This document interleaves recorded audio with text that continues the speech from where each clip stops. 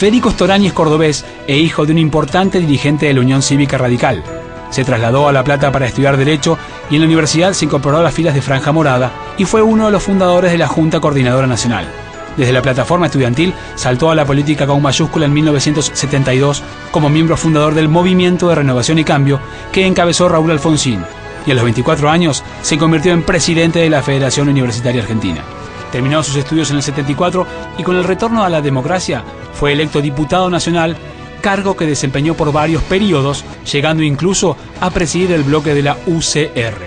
Creó la Corriente de Opinión Nacional, una de las líneas internas del radicalismo que criticó a Raúl Alfonsín por el Pacto de Olivos y en las elecciones del 94 fue precandidato presidencial. Tras el triunfo de la Alianza en 1999, formó parte del gabinete del presidente Fernando de la Rúa, haciéndose cargo del Ministerio del Interior. Federico Storani, radical de trayectoria, actualmente es profesor titular de la Cátedra de Derecho Político y el año pasado, de cara a las elecciones de octubre, se manifestó en contra del acuerdo político entre Ricardo Alfonsín y Francisco de Narváez. Dentro del radicalismo forma parte de la oposición al alfonsinismo y en la cuenta regresiva para el cambio de autoridades del partido fue uno de los impulsores de la candidatura de Juan Gobi para presidir la UCR provincial. Hoy nos visita Federico Storani. Bueno, como les decía, estamos acá con Federico Storani y una larga trayectoria, ¿no?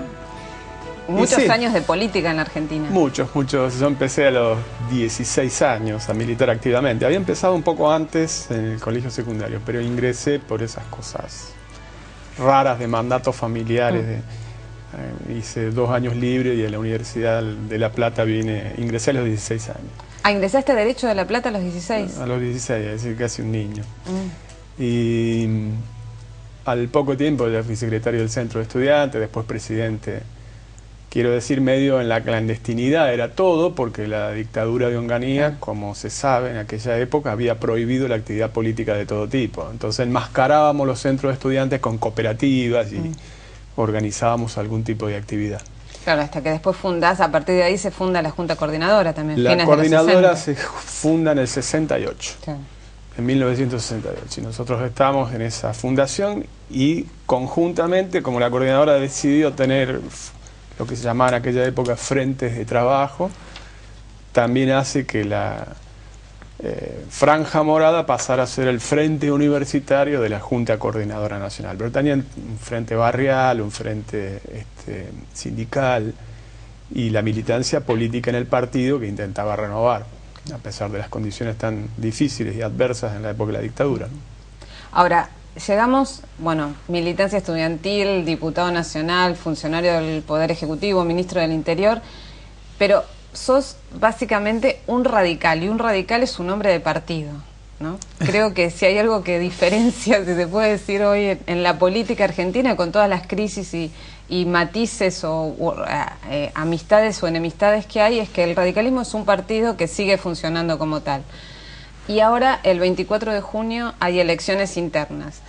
Y algunos dicen, bueno, se fracasó la posibilidad de un acuerdo en la provincia de Buenos Aires que evitara esta lucha interna y en un momento en el que el radicalismo quedó debilitado por un resultado electoral adverso. ¿Por qué se llega a esta interna en el radicalismo de la provincia, por un lado, y por otro lado, qué es lo que hace insalvable la posibilidad, o que hizo insalvable ya la posibilidad de un acuerdo con el sector alfonsinista? Bueno, la primera rectificación que debo hacer de manera enfática es que yo me considero alfonsinista y tanto en la presentación como ahora, digamos, no tomo el mote de estar en contra del alfonsinismo. Lo que pasa es que nosotros ascribíamos fuerte a la vertiente amplia de Alfonsín, Raúl Alfonsín, que no son cosas que se heredan, porque en todo caso lo que hay que tener es cierta coherencia política e ideológica, y esto es un poco la respuesta al por qué no se logró un tema de acuerdo. Todo el mundo, a lo mejor en una situación de un partido tan golpeado, prefería un consenso. Nosotros planteábamos unidad, pero con renovación, y con un planteo razonablemente autocrítico con respecto sobre todo a las políticas de alianzas que se habían dado en la última contienda electoral. No estamos hablando de hace 10 años. Concretamente la alianza de Ricardo Alfonsín, Francisco de Narváez. Exactamente, y no es que como se ha dicho bien en la presentación, yo lo dije, lo haya dicho con el diario del lunes, lo dijimos en la convención de la provincia que se realizó en Avellaneda, llevamos un documento por escrito, en ese momento fuimos minoría, pero advertimos que no se trataba de una cuestión simplemente de simpatía personal o no, se trataba de una cuestión de identidad política. Según nosotros interpretamos al radicalismo como un partido popular, con Leandro Alem, con Hipólito Yrigoyen, con el propio Raúl Alfonsín, el radicalismo tiene que ser el imán de atracción de fuerzas políticas afines para constituir un sistema bipartidista que funcione, que sería lo mejor para la Argentina. Yo creo en algo tan simple como que hay dos reglas de oro en la democracia, que por un lado es el equilibrio y el control del poder, cuando uno está en la oposición, pero también en ese momento la instancia de construir una alternativa para garantizar la alternancia. Si no hay alternancia hay hegemonía, la hegemonía nunca tampoco es buena. Pero construirlo con coherencia, aunque lleve más tiempo. Para mí el planteo oportunista del intento de una suma aritmética que le hiciera perder identidad al radicalismo, de su planteo popular, de sus banderas históricas y demás, era pan para hoy, que no fue ni siquiera pan para hoy, pero iba a ser seguro hambre para mañana, y eso fue lo que ocurrió. Yo creo que la política, de acuerdo con Francisco de Narváez, destiñó mucho al radicalismo, le hizo perder su identidad, y gran parte del votante de origen radical terminó finalmente después votando el Frente Amplio. Vos pensá que Wiener, en ese triple empate que se produjo en la elección primaria abierta y obligatoria, había sacado el 10% y en la segunda saca el 17% y se constituye en la segunda fuerza. La mayoría de ese crecimiento vino a expensas de sectores del radicalismo que estuvieron muy desilusionadas con esa claudicación, porque de otra manera no se puede decir, política, ideológica por parte de Ricardo Alfonsín y de quienes lo secundaban. Ahora, con vistas a, vos decís, bueno, ahora lo que se van a elegir son autoridades, digamos, candidatos a autoridades partidarias y también a la convención, que en definitiva es la que define la política de alianzas del radicalismo. Así es. En esta, digamos, viendo a futuro y teniendo en cuenta que el año próximo hay elecciones legislativas y que, bueno, el radicalismo tiene un desafío de incrementar la cantidad de representación parlamentaria para, en esta lógica de alternancia de poder, hacer más fuerza frente a un oficialismo que tiene un bloque más que importante en la Cámara de Diputados. ¿Cómo imaginás esa política de alianza? Un poco se deduce por lo que decís, lo imaginás cercano al socialismo y rompiendo con los sectores, digamos, de lo que fue el peronismo federal, y por un lado, y por otro lado, ¿cómo ves la relación de algunos intendentes radicales con sectores macristas o con directamente operadores del macrismo? Sí, yo creo que el radicalismo ha tenido como gran problema que se haya desdibujado una esencia de un proyecto nacional. El radicalismo justifica su existencia si es un partido nacional, no si es una federación de municipios, que es muy importante tener un poder territorial o un poder, digamos, regional. Pero la idea te la voy a dar con algunos ejemplos concretos. Entre la elección primaria de agosto del año pasado y la elección general, finalmente, hubieron algunas elecciones municipales donde nosotros hicimos una mala elección en la primaria y una mala en la general, pero en el intermedio se ganaron dos municipios importantísimos, por ejemplo, Córdoba, Mendoza y Córdoba, ¿no es cierto? Eso demuestra que la estructura de la cual tanto se habla está firme, está latente.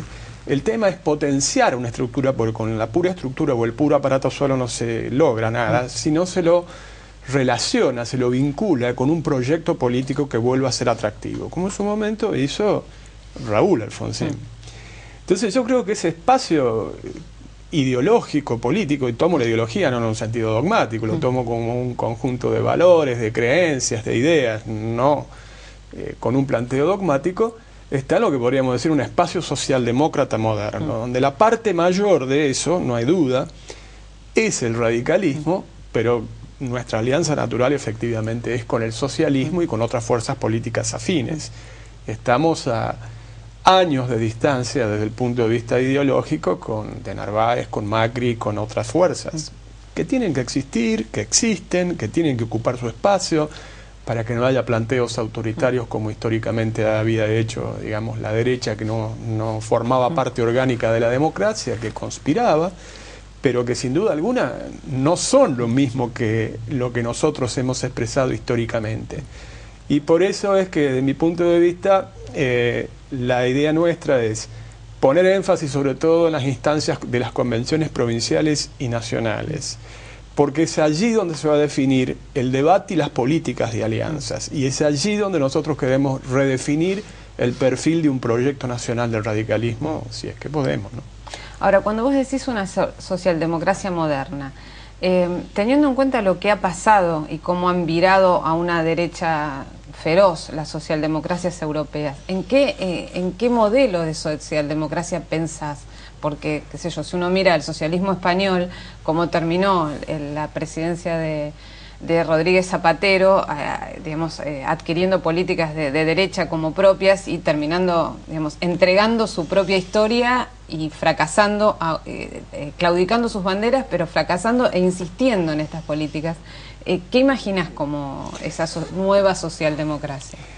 Bueno, por eso hablaba de una socialdemocracia moderna en el sentido no solamente organizativo, sino de una forma de repensarlo desde el punto de vista de algunas propuestas ideológicas.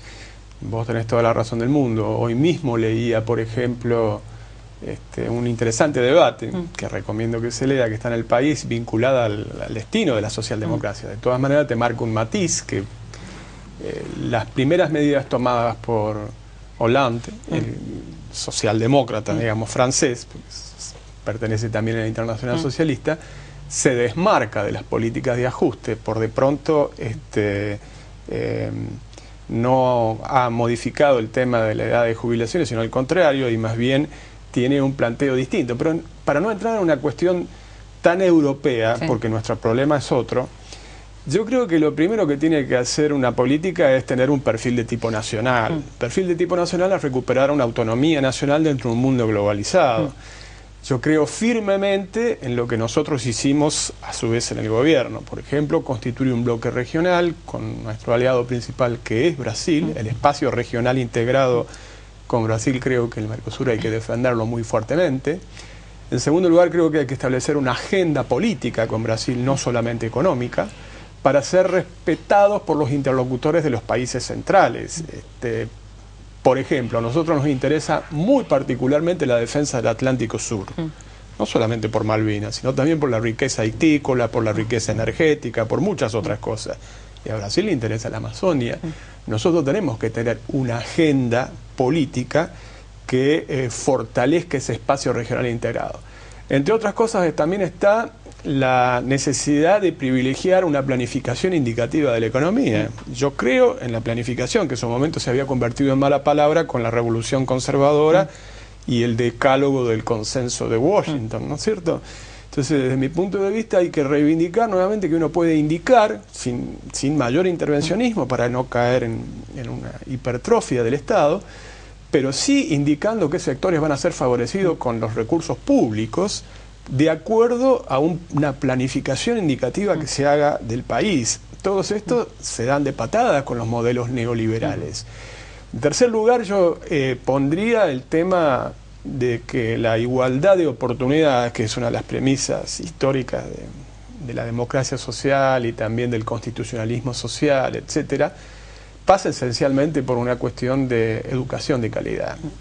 La gran diferencia competitiva entre las naciones no está dada por quien tiene más recursos naturales, Argentina los tiene en abundancia, sino quien logra mayores niveles de educación de su propio pueblo, para los cuales hay que darle niveles de educación de excelencia que lo hagan competitivo en ese marco internacional.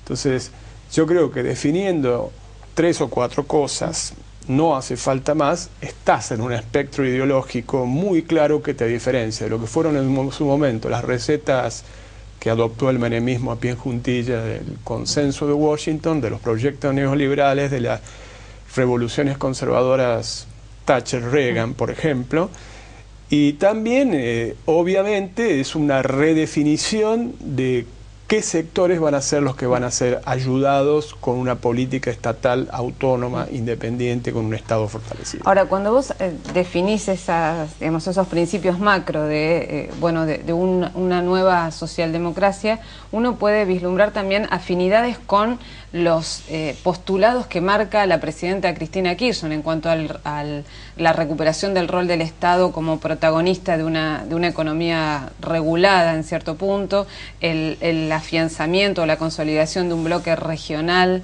en América Latina, digamos. ¿En qué coincidís y en qué diferenciás con esas líneas maestras que también plantea el kirchnerismo? Sí, por supuesto. Yo no creo que haya que buscar diferencia simplemente por la diferenciarse. Para mí el planteo de la oposición, como te dije, es equilibrio y control, pero no significa palo en la rueda de todas las cosas. De hecho, te voy a dar algunos ejemplos prácticos para que el tema no sea puramente teórico. Nosotros públicamente apoyamos, por ejemplo, la renegociación de la deuda. Todavía vivía Raúl Alfonsín y me acuerdo que firmamos una cantidad de dirigentes radicales un comunicado público porque nos parecía importante. Luego hay otras cosas que son importantísimas que también hemos apoyado de manera pública, como por ejemplo la modificación de la composición de la Corte Suprema de Justicia, que es el máximo tribunal que realiza el control de constitucionalidad, que es importante. En términos generales, los cambios en las condiciones para profundizar una política de defensa de derechos humanos también lo hemos acompañado, por lo tanto no es un tema reticente. Mi mayor objeción es a que me parece que ahora está haciendo eclosión lo que algunos de nosotros, en particular yo también lo señalé en su momento, no se aprovechó el mejor momento del viento de cola que felizmente la Argentina lo tuvo, que no es reprochable que lo haya tenido, lo tuvieron casi todos los países de América del Sur. Altísimos precios de los commodities, bajísimas tasas de interés en el mercado financiero internacional. Me parece que en vez de producirse la inversión con esta planificación indicativa en aquellos sectores que podrían habernos dado el salto de el mero crecimiento a la política de desarrollo, que es un concepto mucho más amplio que el de crecimiento. Te voy a citar un ejemplo también práctico, el tema de ferrocarriles. La tragedia de 11 no se produce porque sí.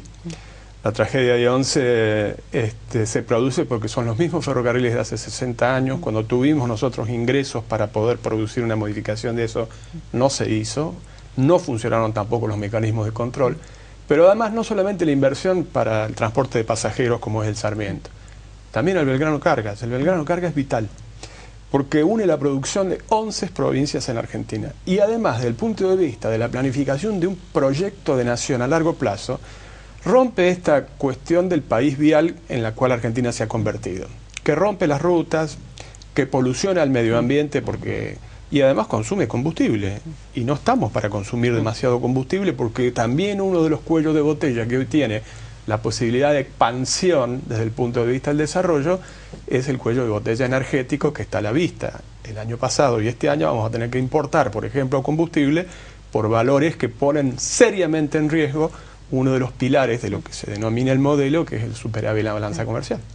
Ahora, en las últimas medidas que se tomaron, coincidiendo con vos en el tema de que en esas áreas la verdad que se hizo mucho mal.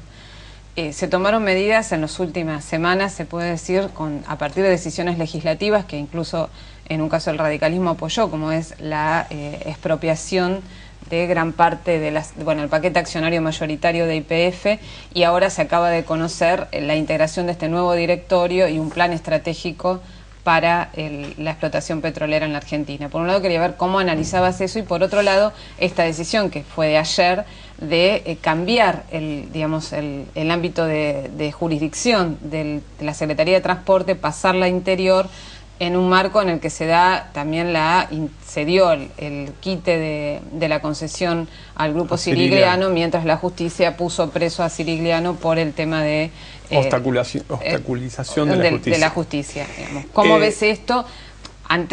Que son hechos que se producen después de situaciones. Exactamente. La primera aclaración es que lamentablemente son tardías. Tardías, pero bueno, bienvenida sea si se corrige el rumbo. Por lo tanto, eso muestra que no es un planteo de oposición sistemática. Es decir, yo creo, primero, que nunca debió haberse privatizado YPF. Y de hecho, cuando a mí me tocó ser legislador, nosotros defendimos a pie juntilla que se mantuviera en manos del Estado la principal empresa del país y una de las más importantes de América Latina. En segundo lugar, la medida de pasarlo a interior, a transportes, bueno, hay que ver, según el criterio que se tome. Yo creo que hay que desarrollar una infraestructura y no sé cómo se hará la coordinación. Es muy prematuro analizarlo, es muy reciente. Pero sí también está vinculada a la seguridad vial me refiero. La Argentina lamentablemente es el segundo país en América Latina en cuanto a muertes por causas de accidentes de tránsito. El primero es México, el segundo es Argentina. Más que Brasil incluso, proporcionalmente. Y ahí hay un bache muy importante, también para lo que es la integración territorial. En su momento, ya desde la época de Irigoyen, cuando Irigoyen planteaba los famosos ferrocarriles del norte que unieran a la patria grande, la intención de unirlo con Bolivia, con Perú y con tantos otros lugares, que me parece importante como un proyecto más ambicioso. Y en cuanto a la necesidad de revertir algunos de los errores que se han dado, bueno, bienvenidos sean. Si se va en esa tendencia, no van a encontrar en nosotros obstáculos. Pero me parece que lo que está haciendo falta en todo caso es colocar una agenda de debate sobre estos grandes temas que definen un perfil de país, cualquiera sea el circunstancial gobierno que le toque. Porque eso que se habla tanto, justamente se definen estas cosas. Hay algunas políticas de Estado que tienen que ser más o menos inalterables dentro de un mundo globalizado para poder garantizar el salto que hemos tenido una oportunidad histórica del crecimiento al desarrollo.